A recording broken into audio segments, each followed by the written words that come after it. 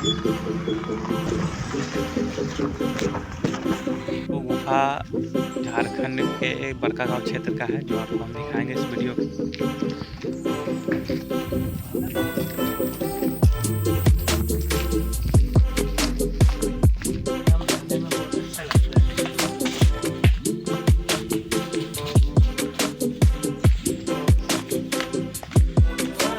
हाँ, आप देख सकते हैं इसको, गुफा के द्वार पर हम लोग पहुंच चुके हैं और देखिए इसका कितना भयानक रास्ता है।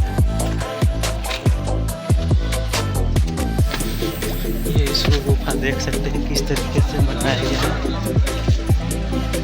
काफी मशहूर है, टूरिस्ट प्लेस है।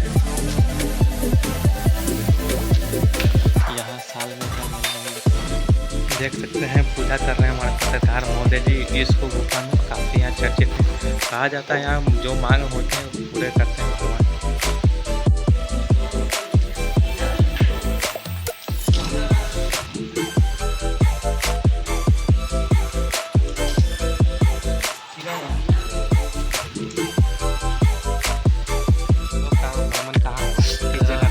ये हम लोग है, आपका बोला जाता है इसको गुफा, इसको बोला जाता है, जो कि इसको गांव में पड़ता है। इसको गांव में, हाँ, इसका पंचायत पड़ता है नापो खुर्द।